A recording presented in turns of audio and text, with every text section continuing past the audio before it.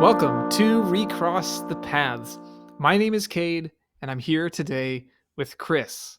Well, Chris, we've done it. We are here. I am on the show. We finally are free from Train's contract that has bound us to be in contact until this happens. So I'm so excited that we are doing this. It was kind of weird. I didn't expect him to make me sign in blood, but I mean, I don't know. Shrug. No, that was a Scryfall link for Sign in Blood. I don't think that was actually a command. Wait, you didn't sign in blood? I mean, I did sign, but not. Maybe I should go talk to him at some point. Well, Chris, it is a treat to have you here, and it is a treat to get to sit down and chat. Chris has been showcased on Trainmaster GT's hit podcast, Cube Engineers, sharing about really custom card design broadly. You're a known custom card aficionado, I would say, or I should assume that's fair. Certainly one of my favorite things to do. I don't know if people know me for it, but I'm willing to play along. Well, now I guess you are known for no, but one of the things that you engage with. But I'm excited to get to sit down and just explore some of your thoughts on Cube broadly and Cube community and how that fits together for you. What's worked for you and your groups. I do want to ask though. There's a question I had before we dive into chat. Did you ever locate the Superman altered Morphling or its owner that you were looking I for? have not. I have asked because one of my friends actually works at Harry Tarantula here in Toronto, and the owner of Harry Tarantula is one of the more long-standing people in the Cube community in Toronto. And they've brought this up, and he has no idea who this person is. That's amazing. This is At this like point, it's just lost to time. Chris, I feel like we're getting closer into folklore territory of like there was a man who emerged from the shadows with a cube that had It would these. absolutely be the way of yeah, there's this life-changing thing that happened to me that's still affecting me 20 years later. Completely apocryphal, though. Makes for a great story. Did not happen.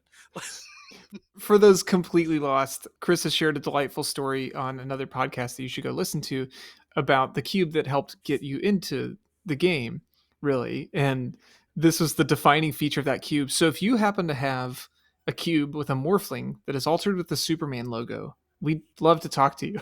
More specifically, if you had a cube Ah, that sure. Yeah. had Morphling and the Superman logo was drawn in the sleeve around about 2006.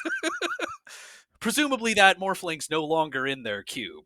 I mean, I don't know, maybe. Is there a missed connections page for cube drafts? I think I'm a little late.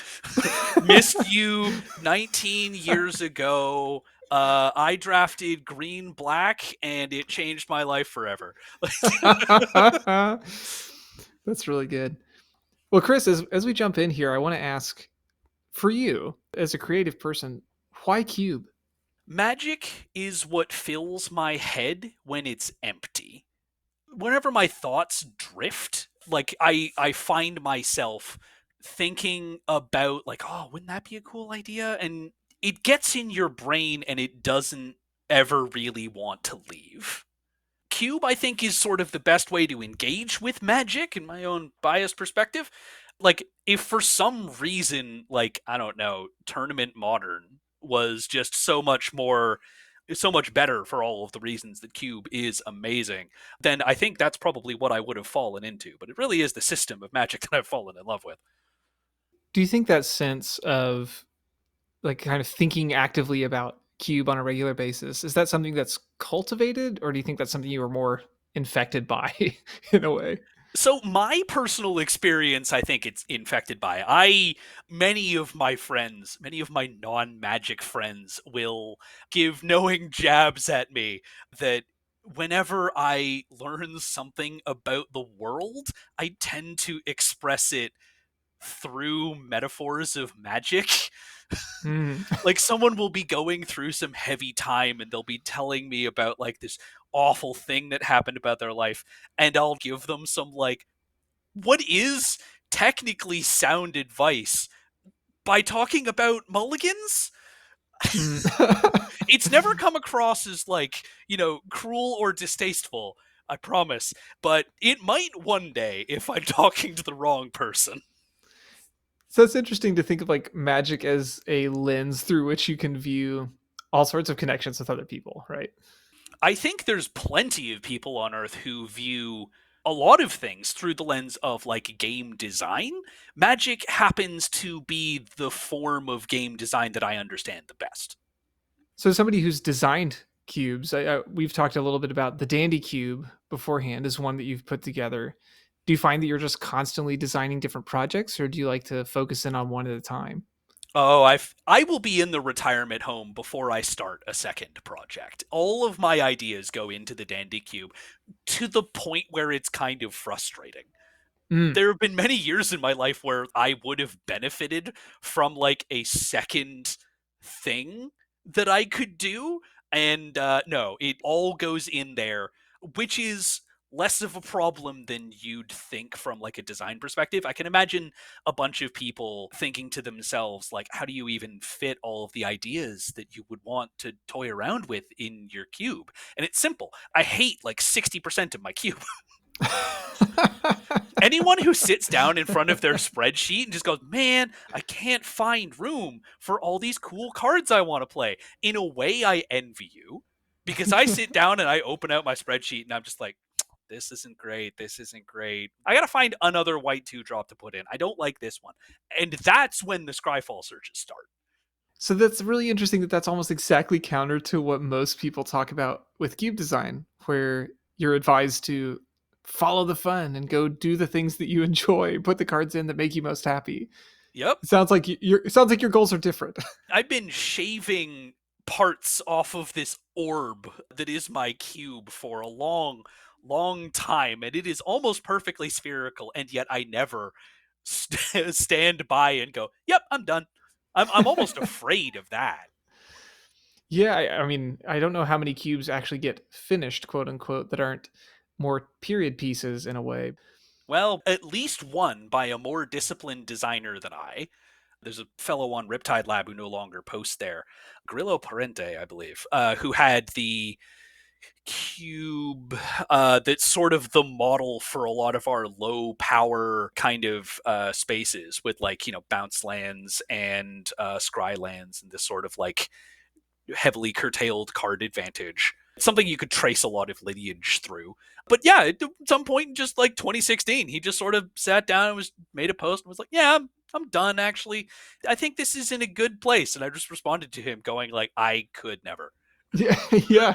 It's like how? What is your secret? Is like like the enlightenment idea, right? You've attained. It's done. Exactly. It felt like somebody just sort of talking to me and being like, "Yeah, I'm not anxious anymore." And I'm like, "What? How?" Can you speak a little bit to your engagement with Riptide Lab? I know that's something that has inspired many people over many years. Yeah, so way back in the day, this was like a Google forum that got started because Jason Waddell made some cool articles on Channel Fireball because he too thought that Cube was really neat, but everyone seemed to just sort of be playing them like the most powerful cards, and they didn't seem to be really like thinking about why you would want to play with a card. Revolutionary thinking, of course. Its very existence as a forum on the internet is at least a bit of a throwback, but it's this lovely community of people that we've sort of a place for self-described cube sickos to gather and, you know, just figure out that like here is one of the now many, thankfully, spaces on the internet where you can go and talk to other people who aren't like, what do you mean you're not playing Minsk and Boo? It's the best red green card. I mean, arguably it is their best red green card, but yeah, there are reasons to not play it, I Yeah, suppose, right? best asterisk for a certain value of best. Yeah, right. Here we go, defining terms again, Chris. Oh, don't get me started. Well, I am on a podcast. Maybe get me started. There was something I really enjoyed that you said in your interview with Train. You suggested, I think you were talking something to the effect of considering Singleton and Cube, and you said that folks just chose to not interrogate that feeling that you shouldn't change anything. Yeah. For reference, I was talking about some of the first custom cards I made were a different set of fetch lands because I wanted more fetch lands in the cube, and I made 10 more new ones instead of just playing a second copy of Flooded Stranded, as Kate describes. Not interrogating that feeling whatsoever. We're just going to plow on forward. Well, I loved that idea of, sometimes we just talk about the conventions and what you do without pausing to reflect on it. Do you have other design conventions in mind that you feel ought to be interrogated more often? Oh, there's a big question. I mean, some of the advice that I give anybody who is trying to cultivate an environment of their own is make choices, understand what you are doing, but also understand why you are doing what you're doing. Like, for example, my cube, lands are sacred. You just cannot interact with lands. I've actually had to cut quite a few cards because, like, I run some artifact lands that are indestructible, and a few miscellaneous things, like for example, Final Fantasy Summon Yojimbo, accidentally exile an artifact. Looking at you, Masked Vandal. Oh, from Kaldheim, yes. Man, one more card I can't put in. Yeah, like Summon Yojimbo as 4 mana Stone Rain with like 11 other lines of text probably wasn't actually too powerful in my environment, but like I didn't love it. And also, I am of the opinion that like in this environment, I don't want anybody's lands to be messed with. So it had to come out. Yeah. Well, I think that's important then to be able to say the why there. It's not just mechanical, but it's also a mental thing of you don't want players to go in with the expectation of, hey, my man base could just get wrecked. Yeah, there are certain things that you like and there's certain things that you don't like. And as long as you're making a decision intentionally, and I find it's hard to make a decision intentionally if you don't know why you're doing it, you know? One other general question I had here was, as a proponent of custom cards and something that you use often in your project, do you feel like having custom cards in your cube can challenge players by way of familiarity or accessibility? I try. Like you try to challenge them or try to not challenge them? Well, okay, so let's interrogate this from a few different angles at once. So, challenging people with familiarity. There are plenty of cards that I run that are custom cards that almost nothing has changed from the existing card that they are copied from. For example, like here's the easy one. I run Snapcaster Mage in a frame that it hasn't been printed in or stuff like that. So like technically, if you have a very like almost computer narrow version of what magic cards exist, you might just skim over that in the pack and not notice it. Mm. Isika's Chariot is a delightful magic card that I love, but it makes cats, and it would be the only thing in my cube that would make a 2/2 cat token. So I've got a custom version that just makes 2/2 wolves, which are here in abundance. And I've been wrestling with this because, on the one hand, like the card that I made to replace Asika's Chariot is just Asika's Chariot with different tokens. And nobody knows what Shape of the Wild is, but everyone, well, more people know what Isika's Chariot is. And so I've done this with a few cards, and I have had feedback from some drafters who are a little bit more experienced where they're just sort of like, dude, just play Isika's Chariot. Like, no one cares. There are mechanical reasons why I would. Like, here's an easy one. Anything that destroys all tokens with the same name is going to be more effective because I chose to play Isika's Chariot Wolf Edition, and like that's going to destroy a higher percentage of tokens, right? If there was a way in which I could satisfy both my need for everything to just be a little bit simpler and be a little bit more unified and carry through all the existing knowledge that other people bring to this game, because that's the best source of tutorial, all the work people have done before they even sit down, that would be great. I'm still wrestling with that. Yeah, that seems like a tough needle to thread sometimes. Yeah, there's competing needs there, and you have to balance them. Yeah, because so much. I remember in a recent conversation something that I hadn't thought much about of even changing the art on a card. Snapcaster is a great example. If you pick a Snapcaster mage that is maybe one of the Pro Tour promos that people are less familiar with, or that is some sort of showcase, that it takes an extra mental load just to recognize, hey, this is a card I know, but it just doesn't look the way I expected to at a glance. So then I imagine custom cards go that one step further, right? Yeah, and in a way, it does sort of level the playing field, right? Because an extremely new player sitting down to my cube will have to read everything, right? They will have to read Snapcaster Mage, even though we all know what it does.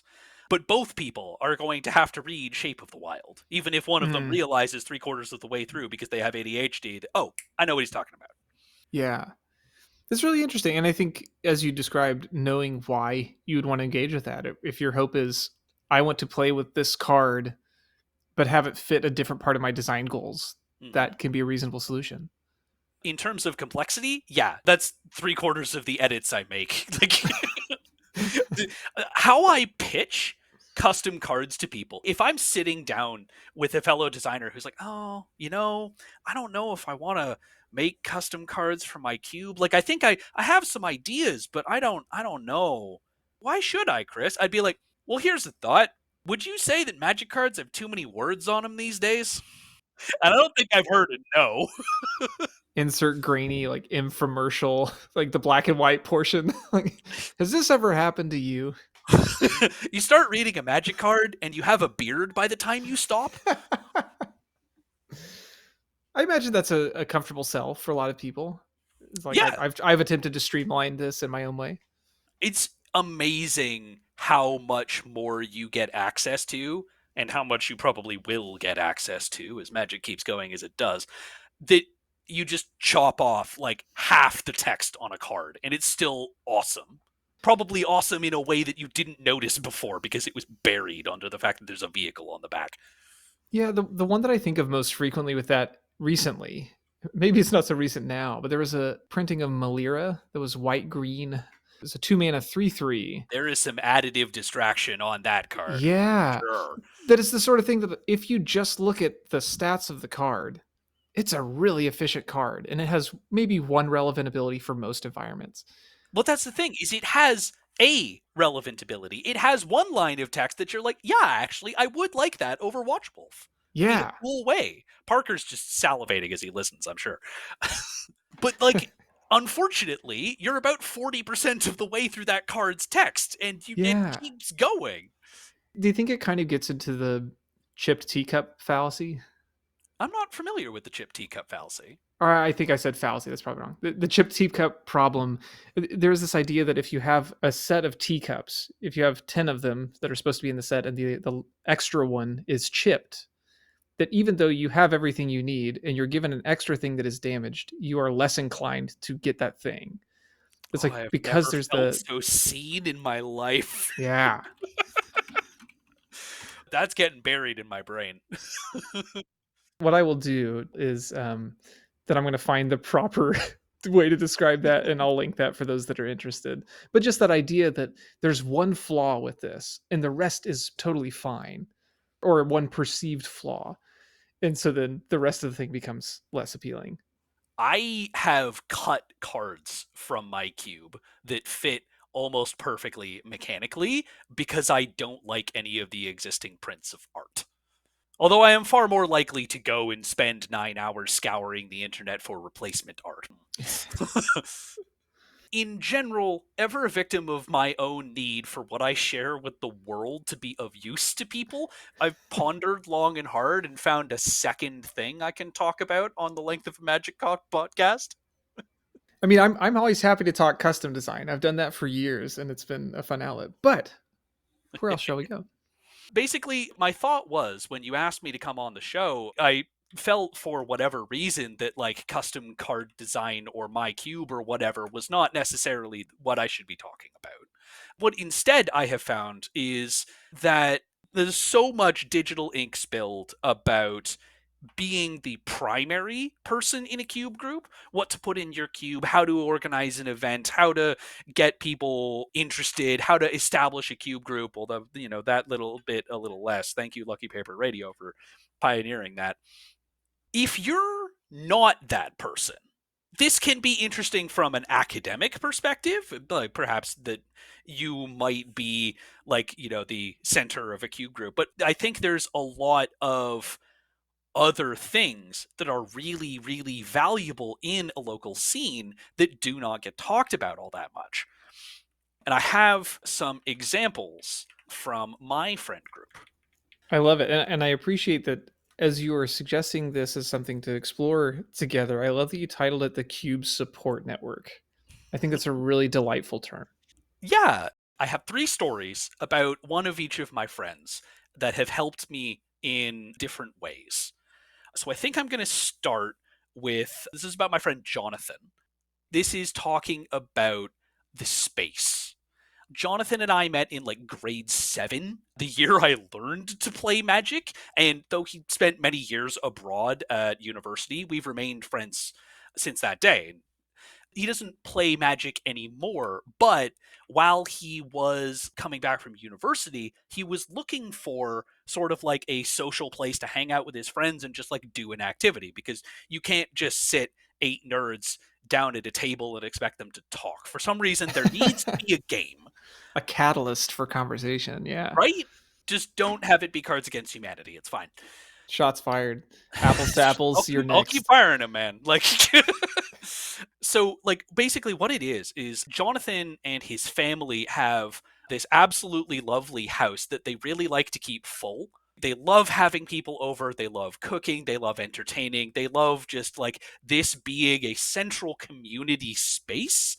Just the bustle of events and food and music and conversation. Endlessly patient people. We were not quiet, hosting drafts in their dining room well into the night. And they hosted, at this point, it was just my cube, like every week for like 7 years. Wow. Just like, yeah, no, look, it's Tuesday. Come on over. We got space. We got time. You brought shawarma. That's great. You want a beer? Like, just the nicest, most warm people that made me feel so welcome.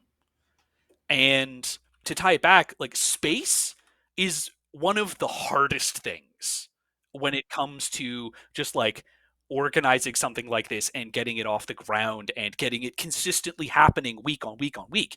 Not all of us own a home. Not all of us will ever own a home. And if you can have a place that it's just known that, yep, it's this time, it's this week, come on down. Of course it's going. Rain nor sleet nor snow. That's the US Postal Service, I think. Yeah, it's pretty close to that. Yeah, it's some amount of terrible things combined, but they will not stay us from opening packs.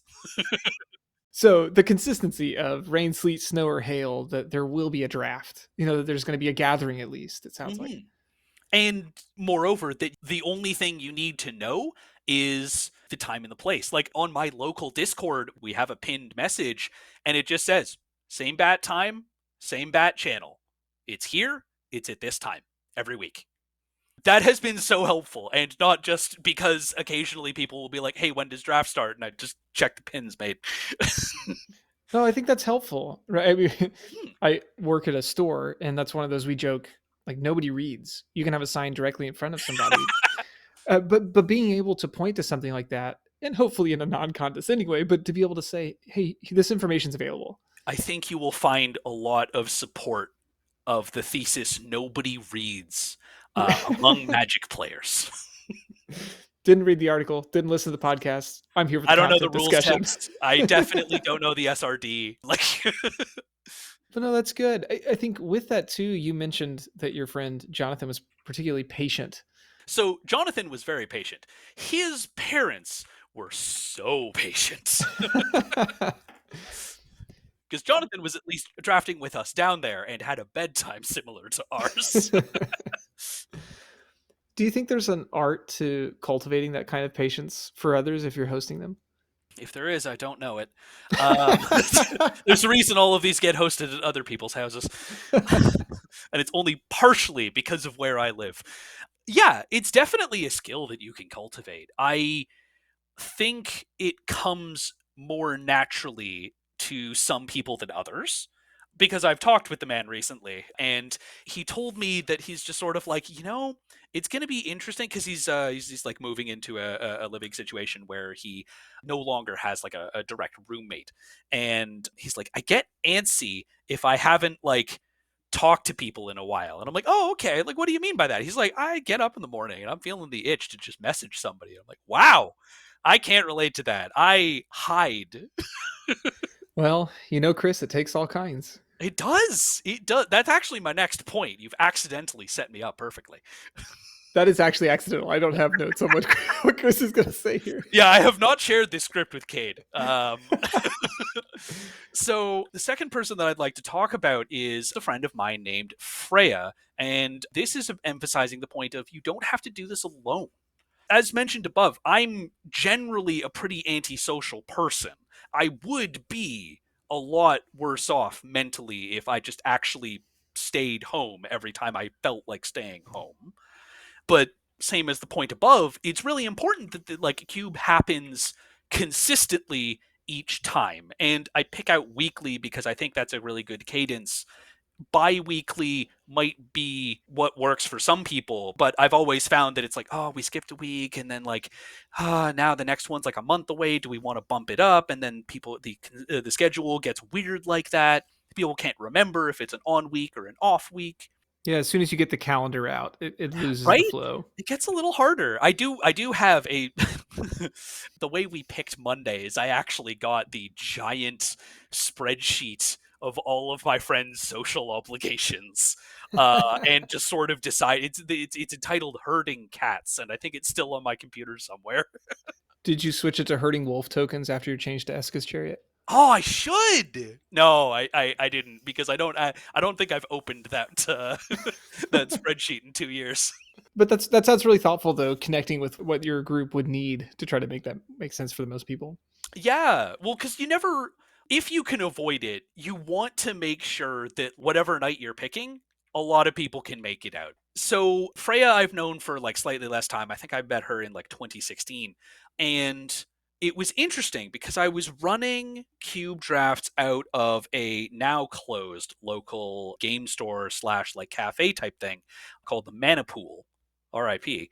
And I believe she just moved into town and was just sort of like, oh, you guys play Magic, perfect. Avid Magic player herself, previously like a level 2 judge.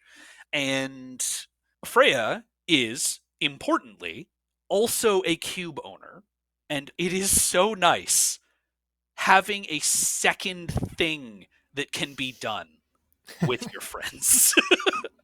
So like the consistency of the weekly events, sometimes shouldering all of that organization on top of like your job, and then you've got a patch because last time there was this card and it was just such a problem, and it didn't ruin the draft, but like we know that it's a problem, and you need to like you got to take it out and you got to put something else in, and doing that week on week, rotating cards in, taking cards out, figuring all of this, shuffling, an art made easier these days, but all of this every single week can get quite demanding.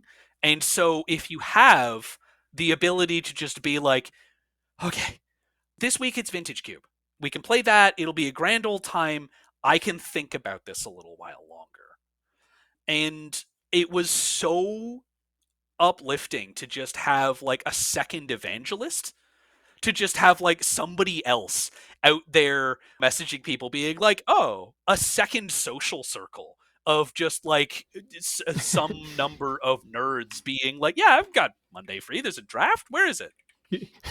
Well, and you don't have to fill every seat yourself. Oh, but well, back in the day, I had basically like a Trello board. Some of the developers in the audience will know what I'm talking about. There's some of you, we're Magic players, um, of just sort of like, here is everyone's name of anyone who's ever showed up to my cube draft, and it was just like I would drag them into columns of like, this person's coming this week, this person's out this week, this person hasn't responded yet, and I was like individually texting all of these people. Discord's much nicer. I'm very, very thankful for the advent of just like IRC over again. Made Yeah. this much easier. There's something really interesting about what you're sharing here with, you mentioned with Jonathan, the value of hosting and having a space to share. and the consistency of schedule that goes with that. And then talking about here with Freya being able to tag in and share, more opportunities for your players to do different things. That it's like there's this value in consistency, but then there's also this value in variety. Yeah. The demands of consistency put an increased need on variety, which previously I had been filling by just patching my cube every week, trying to make things to keep things interesting. Well, yeah, you said if you were drafting it every week for how many years, right? That- And like, look, sometimes some weeks there were four of us or whatever, right? Like, obviously it doesn't math out to 52 times 7 or whichever. But it was close and it was exhausting. I genuinely think that if me and Freya hadn't met and become friends, I probably would have burned out on Magic a while ago. I don't think I could get it out of my head, but I probably would have quit for a few years. so if you're not one of the cube curators, or you're not one of the people that's like hosting, how would you know, or what sort of cues could you look for that may say, hey, maybe I'm supposed to step up for this one, or maybe there's an opportunity for me to help here? Well, so I mean, I would encourage anybody who is in this sort of situation of like obviously just ask, but people will be overly polite. I'm a people, I know that. And they will say that they don't need any help. But anyone will be grateful for help that is offered, right? And in general, like the more people who show up to this, the better, right? Like if it turns out that you have like 10 people, then oh yeah, you get to run somebody's cube that works for 10 people instead of like a lot of cubes that are exactly 360, right? That require a very strict readership, let's say. Well, and you can't stretch past 8. So you can if you're a madman. Uh, so Dom Harvey is on Riptide Lab and lives in Toronto and does occasionally take time off from winning pro tours and assorted other events to come draft with us.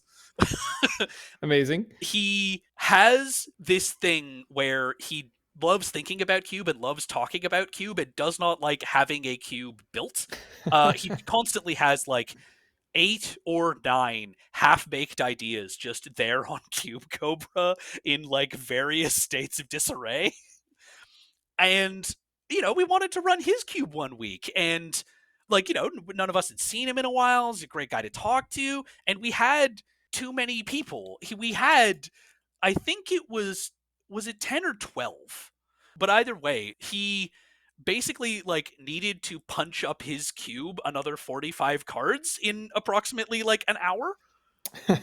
So what he did was he had a whole bunch of like tokens of himself that he that got made while he was working for Star City or some description. And it's just a whole bunch of like, tokens that say Dom Harvey on them. And he basically put 45 of them in sleeves, and we treated every single one of those as a cogwork librarian, Amazing. and we put one in every pack, and it was exactly as hectic as you would have thought. Lots of announcements at the table. No, we stopped that pretty quick. But the back half of pack 3 was just sort of like, oh, I wonder what I pick. There's 8 choices, and they're all the same cards. That's really good. I want to talk about my friend Tom. Tom, I met much more recently than either of these other two, and he is an endless source of enthusiasm and joy. He has a like deep and abiding love for like games of all kinds, like board games, video games, card games. Like if it's got a system, he'll interrogate it. It's really really sweet to have. He's also usually the guy supplying whatever we're going to be playing if there's only 4 of us, or like if there's 11 of us and we have to do like a pod and like some people having fun over here. He really has been like one of my biggest cheerleaders throughout all of this. He's organized a roto draft of my cube. He's always the first to start conversations once the draft's over about like how it went for everybody, like how they felt, what feedback they have, how did this card go, what did this card do. He made a whole cube as a deliberate thematic counterpoint to mine. The list is online. It's called Volcano Manor. And if you go and read the overview, it's like, hey, I've been drafting with this guy, Chris. He has the Dandy Cube. It's great. We're going to do not that. What are friends for than to be your Waluigi of Well, so ideas? that's it. Well, it's and none of this is in a way that he's like, I think Chris is wrong. It's like, I think Chris has done the thing. Let's try something else. Like I'm saying that, like I think this is something that you can only do if you have a deep understanding of something. Like this is how Logan got made, right? Like it's less an X-Men movie than it is a Western, but it's one of those Westerns that acknowledges that there's a lot of problems with Westerns, and maybe we could interrogate those a little bit. It just happens to star Wolverine. But basically, that it would require a knowledge to be excited Yeah, about it in a way. you can't make Logan if you've never seen a Western in your life. You can't make Logan if you hate Westerns or hate superhero movies. So you're saying you can't make Volcano Manor if you don't enjoy the Dandy Cube in this case. I think so. That seems to be how he's gone about it. Perhaps monkeys at typewriters could have come to this conclusion eventually. I think that cube already exists, actually. Monkeys at Was typewriters. it the Hidden Gibbons cube? Okay, look. I know why that cube exists because somebody kept on adding one copy of Hidden Gibbons to a cube until Cube Cobra had to update their server architecture. Sorry to bring up bad memories here. Yeah, so Tom, I think, has brought this like deep and abiding enthusiasm, and that's something anybody can do, right? Like if it's not your cube, just like engaging excitedly and like on the terms of whatever it is you're drafting. Like maybe it isn't your thing, but you can figure it out. You can just like be cool for an evening and just be like, yeah, okay, what are you trying to do here? What are the vibes? What worked? What didn't? Super, super helpful. And in terms of the variety, I think Tom has really established for me that there are amazing places that you can look outside of magic. There's a lot of magic. There's a lot, but it's also not exactly like underexplored. Maybe there's something that could be done if you look at like Slay the Spire. Maybe you look at Spirit Island. Maybe you just borrow some card names for your custom cards from Spirit Island because the game's really cool. You guys should play Spirit Island. It's great. It is a really good game. It's a shame the company went under. Yeah. Well, so you're talking about the value of gathering inspiration from elsewhere. I know a lot of Mhm. times, I mean, goodness, some of what I'm doing here, I hope, connecting with people who have different ideas in a way that's hopefully encouraging, that it doesn't have to be, like you said, limited to the scope of just the currently 35,000 cards that exist here and how people have done it before. Has music ever informed some of your cube design? That's interesting. Not in a mechanical sense, but little inside baseball, I guess. My most recent paper cube project that I've completed is called Jazz Waltz. And So it's at least got the name. well, the silly reason behind that is that um, my goal going into that project was I wanted to try to do the things I enjoyed. How do I make a cube out of my favorite things? My favorite rendition of the tune "My Favorite Things" by John Coltrane is a jazz waltz. So by calling the cube Jazz Waltz, I can nestle inside that it's my favorite things without advertising it that way. You can wear on your sleeve for those who can pick up the reference. The thing Yeah, that we're all saying when we make a cube. This is how I think magic should be played. yeah, it's like thieves can't, but for Magic players. Oh, that's a beautiful analogy. I guess that's kind of what Parker's trying to do with all his cubes named about change. That's right. That's right. Well, I think these are really good ideas to explore, Chris. So talking about consistency, variety, how to summarize Tom. That man contains multitudes. Don't feel bad if you can't summarize him. Well, no, but like trying to think about how you're describing that, I'm thinking about the word value, basically celebrating something that others are doing. If you're in that role, champion it in a way that says that this is worth your time and your interest. Would that be a fair way to think about that? I like that. That's a beautiful thought, Kate. Hey, you said it. I think In perhaps 4 times as many words.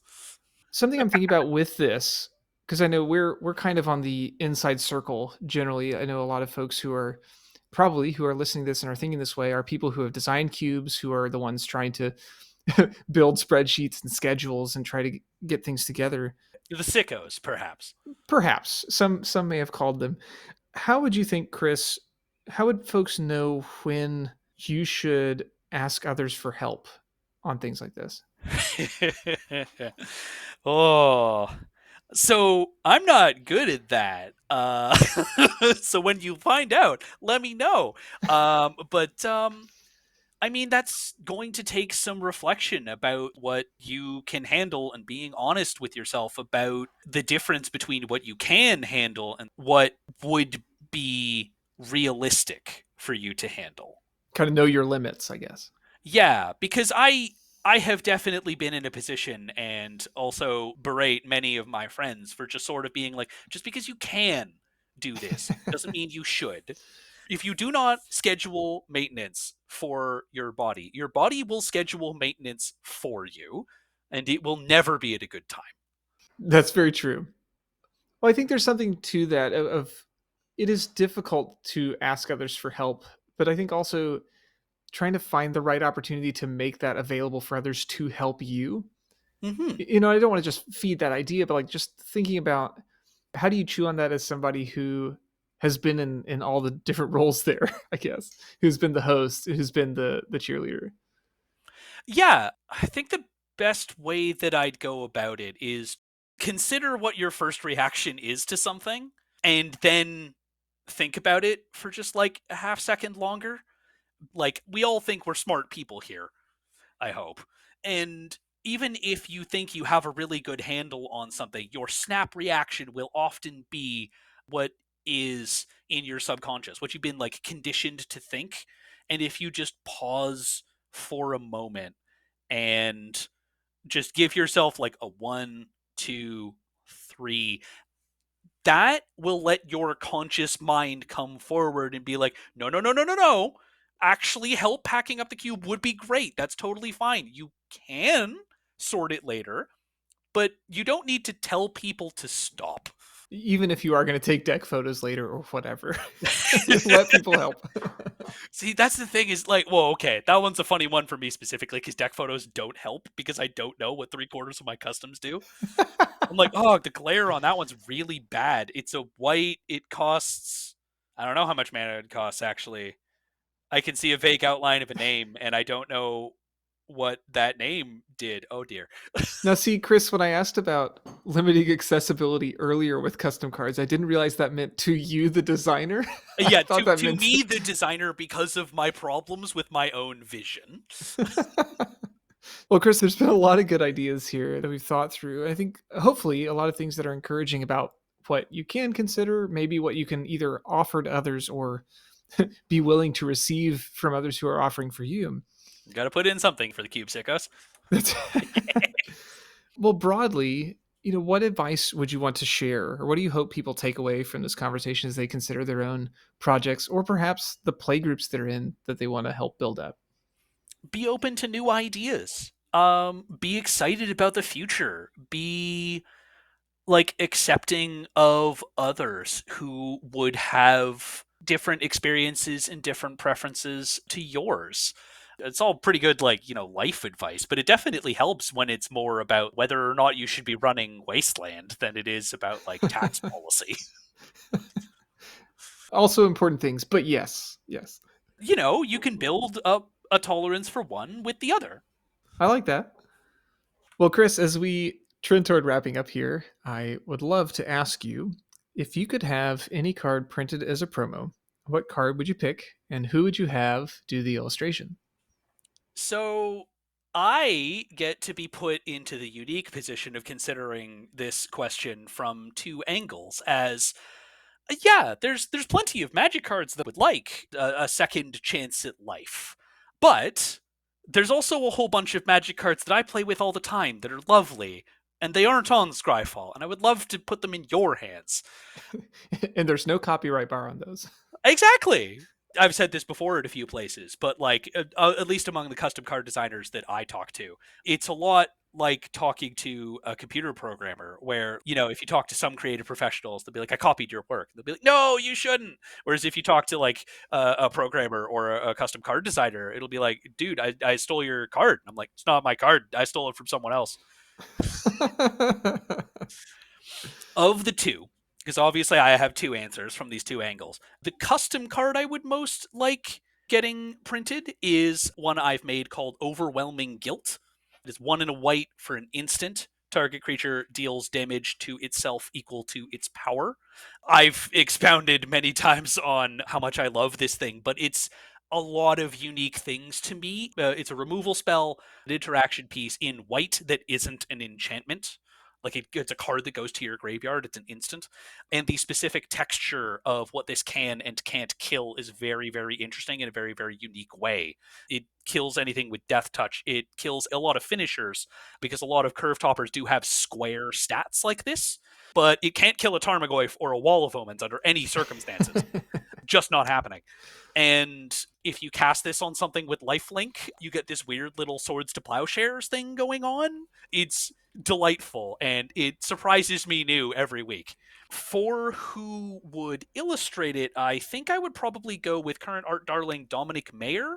Sure. I Yeah. think it'd be great to see him take a stab at the concept. He's done a lot with this sort of mood and subject. I think he'd do an amazing job. Were I forced to pick something on Scryfall, my two current favorites are Threads of Disloyalty or Control Magic. I would love either of those, very similar concepts, to get a new stab at art.